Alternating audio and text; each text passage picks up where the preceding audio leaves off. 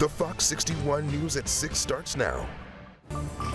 Right now, we're following breaking news in Griswold. A part of Route 165 is now closed in both directions as Lifestar is on their way to help with a serious crash.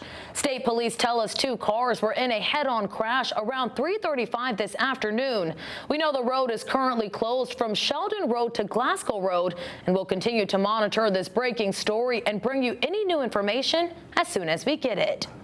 And we're also following breaking news out of Rocky Hill. This is a live picture of the scene where for a period of time, a water main break closed down part of Silas Deane Highway near exit 24 of I-91. We've now learned the entrance and exit ramps from Interstate 91, both north and south at exit 24, have since reopened. There are lanes open in both directions, as you see there, of the Silas Deane Highway in the area, but you see those cones, so you can expect delays until this issue has been mitigated. We have a crew there and we'll keep you updated as soon as we learn any more information. Now to our top story tonight. Firefighters in Durham were tied up for hours today battling a massive house fire. You can see there that call came in around 10:30 this morning and around 2 p.m. this afternoon. Firefighters were still out there working on the house that stood for nearly 3 centuries.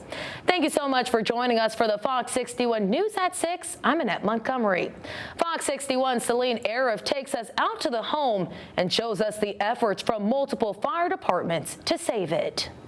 Even though it's burned now, you can still see how beautiful and preserved the house was kept. It's almost 300 years old, and neighbors tell me it's a huge loss for everyone who lives here. And I just don't understand, how it could happen. Bill Lonergan lives right across from 57 Middlefield Road. He had no idea this is what he'd spend his morning doing, watching his neighbor's house get destroyed. My friend lives in the Berkshires who used to live in that house. That's what I felt, and I felt sad. And because it has a lot of history, we knew the parents. It seems like everyone in the neighborhood has a story with this house. Durham's Deputy Fire Chief Harold Hall says he was on his way to the Home Depot when he drove by the house. The owner was outside but told him 3 dogs were still inside the house. 1 dog was recovered but did die, and 2 dogs were unaccounted. Hall says there was an explosion in the house before he got there, and then his crews heard multiple more explosions when they got to the scene. He says it looks like the fire started in the basement, which had Tesla batteries in it, although he says it's too soon to tell if that's what caused the fire. But he says it kept the fire progressing for hours. Neighbor Neil Nielsen's house overlooks this home, and he says it was hard to even see what was going on through all the smoke. A lot of it was black. There were holes in the roof. You could see the smoke billowing out of. Later it was flames, but I've never seen so much smoke. This is how much smoke filled the air from yards away.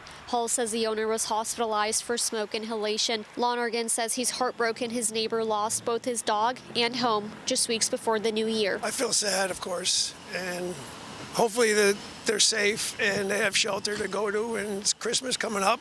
Right now, the fire cause is still under investigation, and the Department of Energy and Environmental Protection is monitoring the air quality levels here. In Durham, Celine Arif, Fox 61. Switching gears to weather, if you haven't picked up your Christmas tree, tomorrow might be the best day to do it, as it will be dry and just a tad warmer. Meteorologist Sam Samperi is now here to tell you what you can expect for your weekend forecast. Sam. Okay, and then when you see this picture of some Christmas trees, this old picture, think of this by Sunday morning, except not as much snow, little mood snow going on. Right now, temperatures are chilly, but not too bad. 30 Salisbury to 25 in Goshen, northwestern Connecticut, southern Connecticut, anywhere from 35 in New Haven. We'll pick Durham to 30. Everybody else in between, of course, upper 20s to lower and middle 30s. A bit of a wind still today. You know, we had those gusty winds, so wind chills are about 3 to 5 degrees cooler.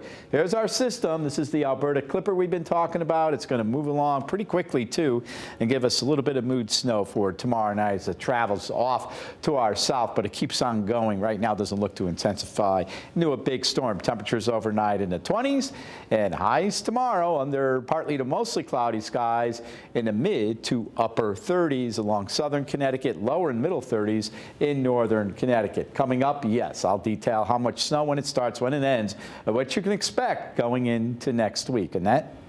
Thank you so much, Sam. Well, right now, Hartford police are on the search for 3 men who they say duct taped a homeowner's hands and feet before stealing from him. This happened last night around 9:45 at a Putnam Heights home. Surveillance video shows the masked men breaking through an unlocked bathroom window, and investigators say the men then pointed a firearm at the man, duct taped his hands and feet, and then searched the home. Officers say the men stole 3 phones and the man's wallet and then took off. The man was not hurt, but tonight that investigation is still ongoing. And he just figured he could take advantage wherever he wanted to, and that's what happened. The investigation into a former funeral director is growing by the day. Police say 51-year-old Philip Pietrus embezzled funeral service contract funds from dozens of people. They say that includes at least 31 from Tolland Memorial Funeral Home alone. Fox 61's Alicia Hercules shares what prosecutors are still trying to piece together from Rockville Superior Court. In court, the prosecutors said more victims are still coming forward as they try to figure out exactly how much money was allegedly embezzled. They asked for a continuance to do that. Some of the victims were in the courtroom, desperately seeking justice. How could you look somebody in the face and know you're doing that to them? I just can't even think it. Marguerite and Ted Koch say they lost $20,000 to Philip Pietrus while they were clients of his from 2023 to 2024. We had a neighbor who had died just 2 or 3 weeks before, and we thought, well, that funeral home seems to suit our needs, so we'll go up there. And that's the reason we chose that one. They say they first realized their money was gone after reaching out to their escrow company. The escrow company is the one that really sealed it for us, knowing that our money was gone. Pietrus turned himself into state police in Tolland back in November. He was charged with 31 counts of unfair trade practices, 3 counts of larceny in the first degree, and 14 counts of larceny in the second degree following an investigation in October of 2024. The investigation revealed Pietrus reportedly embezzled funeral service contract funds given to him by 31 victims who were over the age of 60 at the Tolland Memorial Funeral Home between 2011 and 2025. To think that he would do it to older people who you knew darn well that they can ill afford to lose the money. He was first arrested in April by state police. He was listed as an embalmer and funeral director of the Pietrus Family Funeral Home, which operated locations in Tolland, Vernon, East Windsor, and Coventry. He faces charges out of all 4 of those towns. He lost his embalming license in July. The Koch couple say they will be coming to all of Pietrus's court dates until justice is served. We just keep our fingers crossed and hope he gets a nice jail sentence. Across the state, Pietrus is accused of stealing prepaid funeral funds from up to 100 clients. He's expected back in court on February 27th. In Vernon, Alicia Hercules, Fox 61. Thank you, Alicia. Well, state police released the name of the man killed in a road rage incident on I-84 in West Hartford this week. They said 28-year-old Hanif McKnight of Philadelphia was killed when he was run over Tuesday. Investigators said a tractor trailer and box truck were stuck next to each other in traffic, and the 2 drivers got into it. Police said the tractor trailer driver got out, ran across the highway, and jumped on the box truck. State police did not identify who was driving what vehicle, but McKnight was run over shortly after, and state police haven't announced any arrest yet. They have said if you have any information or saw what happened, please call them. Today in court, attorneys representing the aunt of 11-year-old Mimi Torres Garcia appeared before a judge. And that aunt, Jacqueline Garcia, had her case continue today, so her next court date was set for January 30th. That's to give her lawyers more time for the discovery process. An autopsy revealed that Mimi died from malnutrition and child abuse after her body was found in a bin behind an abandoned home in New Britain. Jacqueline Garcia was arrested on charges of unlawful restraint of a child and intent of cruelty to a child. She pleaded not guilty to all the charges against her. Lawyers for Mimi's estate also said they're about to file a $100 million wrongful death lawsuit against the state and DCF for not protecting